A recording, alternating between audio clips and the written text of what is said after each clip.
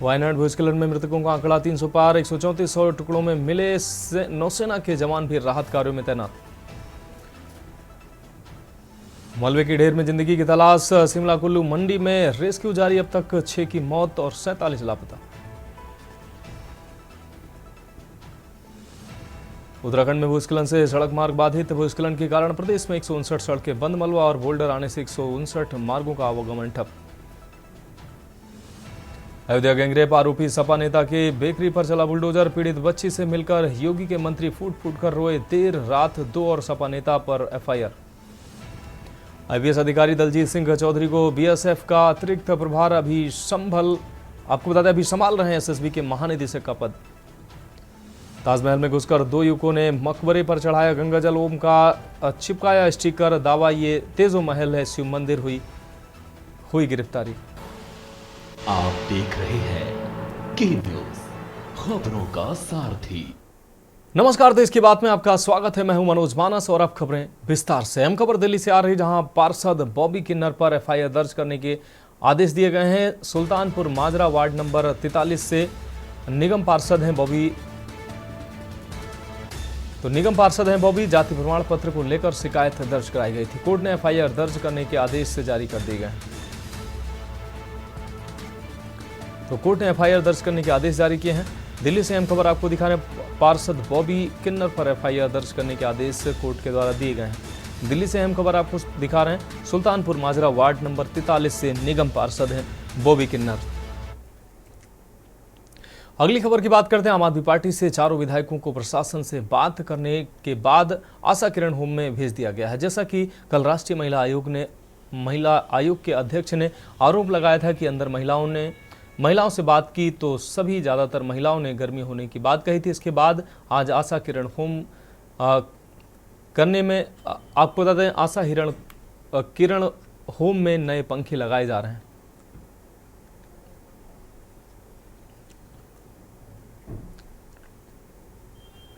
तो आशा किरण होम में नए पंखे लगाए गए हैं। विधायकों ने महिलाओं के संग, आपको बता दें, आप विधायकों को आशा किरण में होम में पहले जाने से रोका गया था, बाद में उनको परमिशन दी गई। अब बढ़ते हैं अगली खबर की ओर। लोकसभा में विपक्ष के नेता राहुल गांधी ने दावा किया कि सरकार उनके खिलाफ ईडी की कार्रवाई की तैयारी कर रही है। राहुल के इस दावे के बाद सत्तारूढ़ बीजेपी और विपक्षी गुट इंडिया गुट के बीच जमकर वार और पलटवार का दौर शुरू हो गया। लोकसभा में विपक्ष के नेता राहुल गांधी ने दावा किया कि सरकार उनके खिलाफ ईडी की कार्रवाई की तैयारी कर रही है। राहुल के इस दावे के बाद सत्तारूढ़ बीजेपी और विपक्षी गुट इंडिया के बीच जमकर वार पलटवार शुरू हो गया। शिवसेना उद्धव बालासाहेब गुट की सांसद प्रियंका चतुर्वेदी ने कहा कि अगर ईडी ऐसी कोई योजना बना रही है तो विपक्षी गुट इंडिया राहुल गांधी के साथ खड़ा है। भारतीय जनता पार्टी तिलमिलाई हुई है, घबराई हुई है, इसलिए वो इस तरीके के हथकंडे अपना रही है। आज तक जो भी एमपीज को या ऑपोजिशन लीडर्स को इन्होंने अरेस्ट किया है, उनके पास ना सत्य है ना तथ्य है। आज तक अरविंद केजरीवाल जी हों, मनीष सिसोदिया हों या सत्येंद्र जैन हों, संजय राउत जी हों, हेमंत सोरेन जी हों, संजय सिंह हों, उन्हीं विपक्षी नेताओं को घेरने का काम किया है जो प्रखरता से उनके खिलाफ आवाज़ उठाते हैं। शर्मनाक है। और अगर इस तरीके के काम होगा कि ईडी अगर उनके दरवाजे खटखटाएगी, हम सब इंडिया अलायंस के पार्टनर्स उसको पुरजोर तरीके से उसका विरोध करेंगे। आम आदमी पार्टी के नेता और दिल्ली के मंत्री गोपाल राय ने कहा कि अगर राहुल गांधी का दावा सच है तो पूरा विपक्ष सत्ता पक्ष के खिलाफ मजबूती से खड़ा होगा। अगर देश के विपक्ष के नेता राहुल गांधी जी के ऊपर अगर छापेमारी के लिए अगर सोचा जा रहा है तो ये इस बात को दिखा रहा है कि भाजपा इस देश में तानाशाही को स्थापित करने की जिद पर अड़ी है। लेकिन भाजपा अगर ये सोचती है कि चुनाव 5 साल बाद है, इसलिए फिर सरकार हमारी बन गई, हम कुछ भी करेंगे, तो अगर वो तानाशाही की जिद पे रहेगी तो संघर्ष के लिए विपक्ष एकजुट होकर के आगे बढ़ेगा। दूसरी ओर बीजेपी नेताओं ने कहा कि राहुल गांधी ईडी से डरते हैं क्योंकि वे जानते हैं कि वे दोषी हैं। देखिए, साफ साफ दिखाई देता है चोर की दाढ़ी में तिनका। कहीं ना कहीं कुछ अपराध किए हुए हैं। पहले भी दोनों माँ बेटे 5,000 करोड़ के घोटाले की जमानत पे छुटे हुए हैं। पहले ही अनेकों ने घोटालों के अंदर ये लिप्त पाए गए हैं। और इस कारण से लगता है इनको डर वाजिब है, उनका डर बना रहना, क्योंकि गलत काम किए हैं। केंद्रीय मंत्री गिरिराज सिंह ने पूछा कि राहुल गांधी को सदन के अंदर बताना चाहिए कि उन्हें किस अधिकारी का फोन आया है। देश का दुर्भाग्य है कि ऐसा लुच्चा झुट्ठा एलओपी हुआ है, सदन में आके बोलना चाहिए, वो बताएं कि कौन व्यक्ति उनको फोन किया है। ये शर्मिंदित हैं जो अनुराग ठाकुर ने इनसे पूछा, अभी तक देश को नहीं बता पाए हैं, अनुराग ठाकुर के प्रश्नों का जवाब नहीं दे पाए हैं। शर्मिंदित होकर के नया नैरेटिव, ये झूठ की खेती करते हैं, इससे बड़ा दुर्भाग्य भारत का कुछ नहीं। शुक्रवार सुबह लोकसभा में विपक्ष के नेता राहुल गांधी ने सोशल मीडिया साइट एक्स पर दावा किया था कि संसद में उनके हाल ही में चक्रव्यूह वाले भाषण के बाद उनके खिलाफ ईडी की छापेमारी की सरकार योजना बना रही है। अब रुक करते हैं अगली अहम खबर का। भिवानी से अगली अहम खबर, जहां 18,000 के लगभग कर्मचारी हड़ताल पर हैं। नेशनल हेल्थ मिशन से जुड़े हैं ये कर्मचारी जो हड़ताल पर हैं। टीकाकरण, महिलाओं के पोषण संबंधी सुविधाओं का टोटा नजर आ रहा है। एनएचएम कर्मचारियों ने उठाई है मांग, प्रदेश के नियमितीकरण पॉलिसी में हो शामिल। 9 दिनों से एनएचएम कर्मचारी धरने पर हैं और लगातार उनका धरना प्रदर्शन जारी है।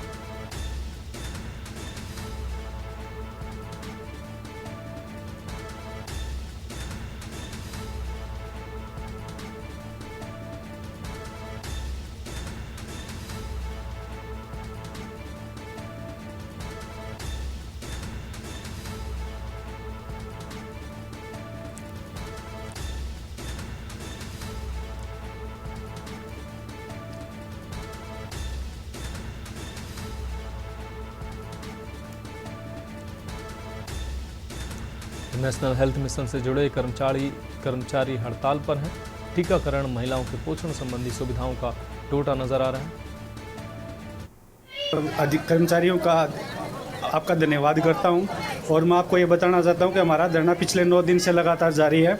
हमारी मुख्य मांगे ये है कि हमें नियमित किया जाए और हमारे सभी कर्मचारी बहुत ज़्यादा परेशान हैं और जब तक हमारी ये नियमितीकरण की पॉलिसी में हमें शामिल नहीं किया जाएगा तब तक हम इस धरने पर बैठे रहेंगे। अगर ये सरकार तब भी नहीं चाहती तो हम अगले विधानसभा सत्र में हमें वोट की चोट से इसके ऊपर प्रहार करेंगे। धीरे धीरे तो हम यहाँ पर आके बैठे हैं, हमारे बच्चे भी हमारे साथ आके बैठ गए हैं। हम तो रोड पे आए, हमारे बच्चे भी इधर रोड पे आके बैठ गए हैं। दूसरा, इसमें बहुत सारी वेतन विसंगतियाँ हैं। कई कर्मचारी तो ऐसे हैं कि जो कि नरेगा से भी कम सैलरी ले रहे हैं। हमारी सरकार से यही कहना चाहती हूँ कि जल्द से जल्द हमारी मांगों को पूरा किया जाए और हमारी सरकार से सिर्फ एक ही मांग है, हमें रेगुलर किया जाए। और आज हड़ताल का 9वां दिन है, हम मजबूर हैं। आज हम अपने बच्चों के साथ भी यहाँ दरी पर बैठे हुए हैं। क्या सरकार यही चाहती है? वैसे तो सरकार ये नारा देती है बेटी बचाओ बेटी पढ़ाओ, और सरकार इतने मेडिकल कॉलेज, नर्सिंग कॉलेज क्या इसीलिए बनवा रही है? क्या उन बेटियों को पढ़ा लिखा कर, कोर्स करवा कर यहाँ दरी पर बैठने के लिए मजबूर किया जाए? तो रोज सरकार दावे करती है हमने 15 मेडिकल कॉलेज खुलवा दिए, हमने इतने नर्सिंग कॉलेज खुलवा दिए। 100% स्ट्राइक पर हैं, जिनमें से 550 कर्मचारी भिवानी जिले से हैं जो अपने परिवार के साथ, अपने बच्चों के साथ भी रोड पर बैठे हैं। अब सरकार ने, हरियाणा सरकार ने 9 दिन से हमारी कोई सूद नहीं ली है।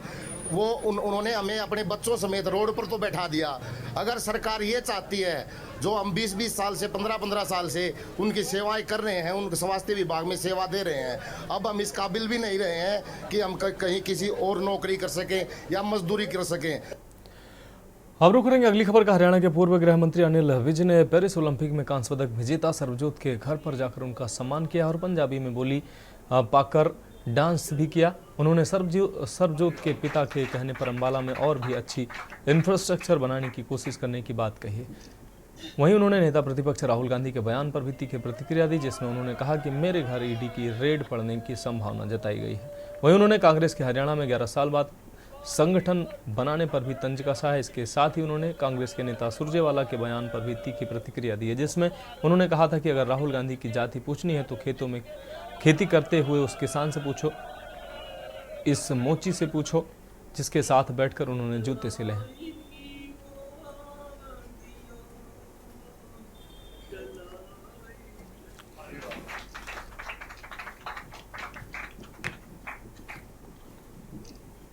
ये बहुत फक्र की बात है कि अम्बाला का खिलाड़ी ओलंपिक में, पेरिस ओलंपिक में शूटिंग में मेडल लेकर आया।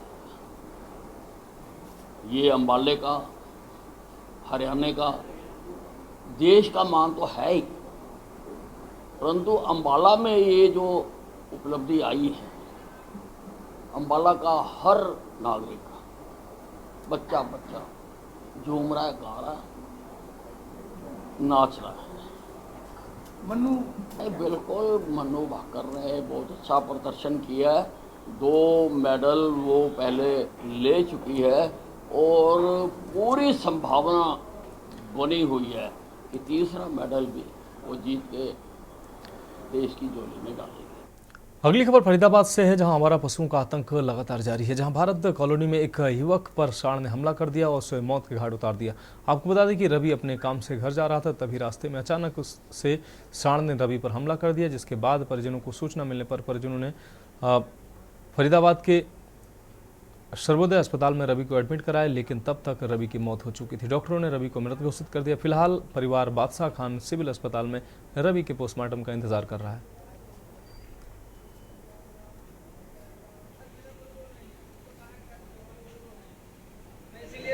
पे जा रहे थे, एक्सीडेंट हुआ है, किस चीज़ से? सर मेरे को नहीं पता, मेरे वाले एमपी भाई का फ़ोन आया था मेरे पास कि भाई का एक्सीडेंट हो गया है। तो मैं घर था, घर से आया गाड़ी लेके, तो कुछ दोस्तों ने ना उसका ब्लड निकला हुआ था, तो गिरा हुआ था, तो ऑटो में लेके सर्वोदय में भर्ती कराया। तो उन्होंने बताया था कि कोई सांड आगे आ गया था, उससे बाइक टकराई। बाइक टकराने के बाद ना वो वहीं गिर गया, तो उसके यहाँ पे ब्रेन में चोट लगी, तो उठ नहीं पाया। तो जब मैं सर्वोदय गया तो वहाँ पे वो मृतक घोषित कर दिया। कहाँ का मामला है, कौन सी कॉलोनी? ये राघव हॉस्पिटल के सामने जी, ये भारत कॉलोनी का है, खेड़ी रोड। कितनी उम्र है भाई, कहाँ से आ रहे थे? भाई जी छोटे वाले भाई के घर से आ रहा था, मम्मी पापा के पास जा रहा था। भाई की उम्र 24 साल है मेरे की। क्या नाम है उनका? रवि कुमार। क्या करते हैं वो कुछ नहीं करते जी, सबका लाडला था जी, घर में अकेला, वो सबसे छोटा था। मैं मौके पे नहीं था जी, मेरे दोस्त थे, मुझे उन्होंने बताया जैसे ही कि भाई तेरे छोटे भाई का एक्सीडेंट हो गया। तो मैं घर था, मैं घर से फिर भगा उसे देखने के लिए। फिर वो खून आ रहे थे सिर में था उसके, और जब मैं उसे हॉस्पिटल लेके पहुंचा तो उन्होंने मना कर दिया। फिर मैं सीधे सर्वोदय पहुंचा लेके। सर्वोदय में भी उन्होंने 2 मिनट बाद डिसीजन दे दिया अपना कि इसमें। कैसे सूचना मिली आपको, क्या देखा आपने मौके पे, किस चीज़ से एक्सीडेंट हुआ था? जो दोस्त थे वो बता रहे थे कि वो बाइक से एक्सीडेंट हुआ, बिजार ने मारा है, बाइक से टकराया। वो बाइक से आ रहे थे, बिजार से एक्सीडेंट हुआ? हाँ, ये बता रहे थे। क्या कहेंगे, फरीदाबाद में आवारा पशु बहुत हैं और अधिकारी कार्रवाई नहीं करते, क्या कहेंगे? क्योंकि आपने अपने भाई को खो चुके हैं। सरकार बेकार है जी। मामला ये जी कि हमें रात को 12 बजे के आसपास सूचना मिली थी कि वह एक लड़का है रवि कुमार, और वो मोटरसाइकिल पे जा रहा था, तो 2 सांड लड़ते भाई उनके बाइक के आगे और वो टकरा के गिर गया, जिसके सिर में चोट लगने से उसकी मौत हो गई। सर कहाँ से आ रहे थे, क्या उम्र है, कहाँ के रहने वाले? उम्र है इसकी 29 साल है और उम्र ये भारत कॉलोनी के रहने वाले हैं। 24 साल नहीं, उसमें 29 आधार कार्ड में 29 है, 29 लिखवाई है। हाँ, परिवार की तरफ से किस तरह की शिकायत की गई? नहीं, परिवार की तरफ से तो यही है भाई, जो है सांड की वजह से वो लड़ते आए हैं, उससे भाई वो है, इसमें किसी की वो है ना जी। गलती किसकी मानते हैं सर, क्योंकि लगातार फरीदाबाद में आवारा पशु का आतंक काफ़ी है।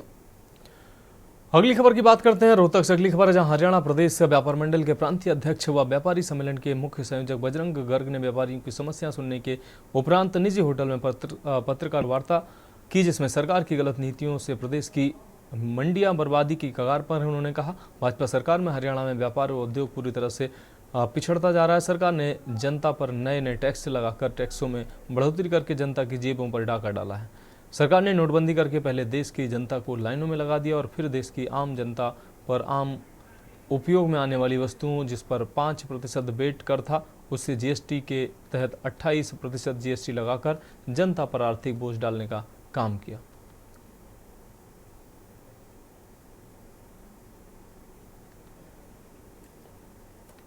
अगली खबर की बात करते हैं। दिल्ली जसपुर हाईवे पर रेवाड़ी के मशानी बैराज स्थित कई एकड़ जमीन पर भरा दूषित पानी स्थानीय ग्रामीणों के लिए नासूर बन चुका है। आसपास के गांव के लोग लंबे समय से दूषित पानी की समस्या से जूझ रहे हैं, लेकिन इस समस्या का समाधान नहीं हो रहा है। आज भी आसपास के ग्रामीण सभी बैराज पर एकत्र हुए, जिनके बीच रेवाड़ी विधायक चिरंजीव राव पहुंचे। चिरंजीव राव ने कहा कि वो विधानसभा में भी कई बार इस मामले को उठा चुके हैं, लेकिन सरकार सुनवाई नहीं कर रही है। चिरंजीव राव ने सरकार पर जुबानी हमला बोलते हुए कहा कि कुछ समय पहले भाजपा सरकार ने रेवाड़ी के लोगों को सपना दिखाया था कि मसानी बैराज को पर्यटक स्थल के रूप में विकसित किया जाएगा, क्योंकि ये स्थान दिल्ली जयपुर हाईवे पर है और यहाँ कई एकड़ जमीन बंजर पड़ी है। लेकिन पर्यटक स्थल बनाने का सपना आज तक पूरा नहीं हो पाया है। उल्टा स्थानीय गाँव के लोग दूषित पानी की समस्या से परेशान हैं।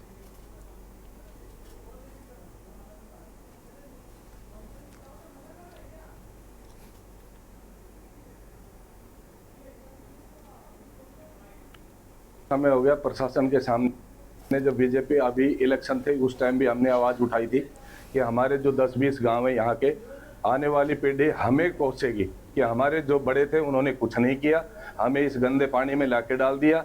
हमारे पूर्व जो पहले 10 साल पहले जो हमारी सरकार थी, उन्होंने क्या था कि हमने जो हमारी नॉलेज में था कि जो नहर टूट जाती थी उसका पानी खेतों में भर जाता था तो सरकार को उसका मुआवजा देना पड़ता था। तो हमारे कप्तान साहब ने कहा था कि ये मुआवजा हम नहीं देंगे, ये पानी हमारे साबी बैराज में ले आओ जिससे हमारा जल स्तर ऊपर आ जाए। देखिए, आपको ध्यान होगा बीजेपी सरकार ने बहुत वाहवाही लूटी थी कि हम इस क्षेत्र को पर्यटन स्थल बनाएंगे, यहाँ पर हम नौका विहार होगा, लोगों को रोजगार देने की बात की थी। आज अगर आप इस यहाँ पर देखेंगे, दृश्य देखेंगे, तो मुझे लगता है कितनी ज़्यादा लोगों को यहाँ तकलीफ हो रही है, कितनी ज़्यादा लोगों को कैंसर की बीमारी बढ़ रही है, कितने ज़्यादा यहाँ पर्यावरण को नुकसान हो रहा है, कितनी भारी संख्या के अंदर यहाँ मछलियाँ थी जो मर गई इस वजह से। और आए दिन हम देखते हैं लोगों के खेतों के अंदर ये केमिकल युक्त पानी जा रहा है। इसके बाद मैंने लगातार सदन के अंदर उठाई पिछले 5 सालों के अंदर, पर उसके बावजूद भी इनके ऊपर कोई असर नहीं हुआ। अगली खबर का रुख करते हैं। हिमाचल प्रदेश के 3 जिले शिमला, कुल्लू और मंडी में बादल फटने से आई बाढ़ की वजह से भारी तबाही हुई है। अभी तक 45 लोग लापता बताए जा रहे हैं, जिनकी तलाश के लिए रेस्क्यू ऑपरेशन भी लगातार जारी है। ये रिपोर्ट देखिए।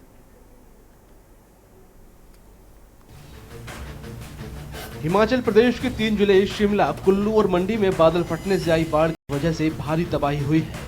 अभी तक 45 लोग लापता हैं, जिनकी तलाश के लिए रेस्क्यू ऑपरेशन लगातार जारी है। अधिकारियों के मुताबिक 3 और शवों की बरामदगी के साथ मरने वालों की संख्या अब तक 8 हो चुकी है।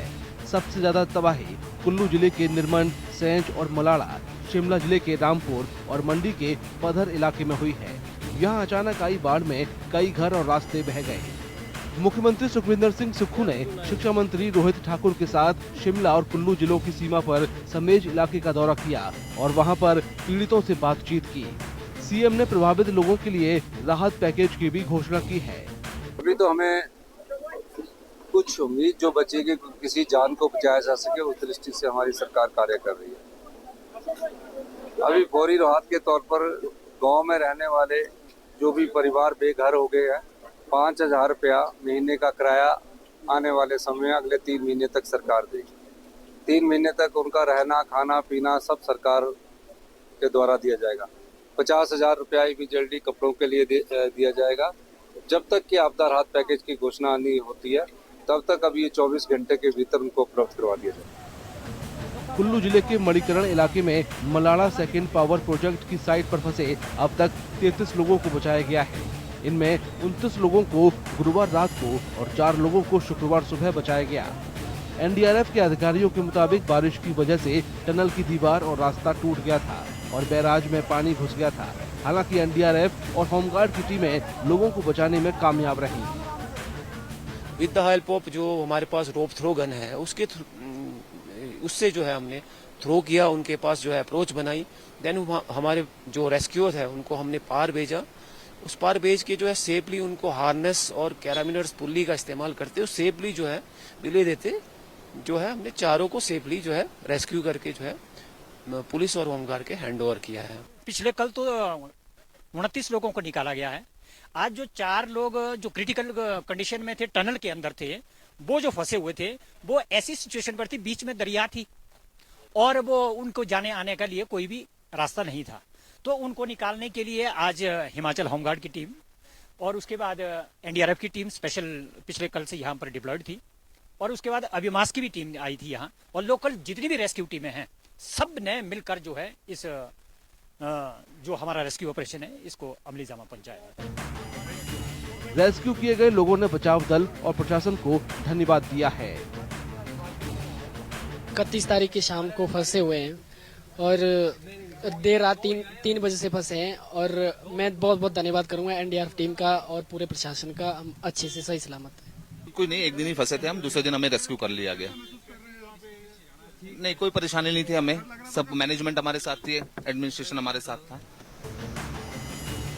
सबसे ज्यादा नुकसान शिमला जिले के रामपुर सब डिवीजन के समेज इलाके में हुआ है, क्योंकि बुधवार रात श्रीखंड महादेव मार्ग के पास बादल फटने से सरपारा, गानवी और कुरबन नालों में अचानक बाढ़ आ गई थी। बादल फटने से शिमला और कुल्लू दोनों जिले प्रभावित हुए हैं। अधिकारियों के मुताबिक राज्य में बादल फटने से 30 से ज्यादा घर, 6 दुकानें बह चुकी हैं। साथ ही कई पुल और सड़कें बहने से संपर्क मार्ग भी टूट गया है। राज्य के इमरजेंसी ऑपरेशनल सेंटर के मुताबिक 27 जून को मानसून की शुरुआत के बाद से अब तक बारिश से संबंधित घटनाओं में 73 लोगों की मौत हो चुकी है और राज्य को 649 करोड़ रुपए का आर्थिक नुकसान भी हुआ है। अब बात करते हैं अगली अहम रिपोर्ट की। हिमाचल प्रदेश के कुल्लू में कृषि उपज बाजार समिति के भवन को भारी बारिश से बड़ा नुकसान हुआ है। अधिकारियों के मुताबिक पार्वती नदी के बढ़ते जल स्तर से भवन जर्जर हो गया है। ये रिपोर्ट देखिए। हिमाचल प्रदेश के कुल्लू में कृषि उपज बाजार समिति के भवन को भारी बारिश से बड़ा नुकसान हुआ है।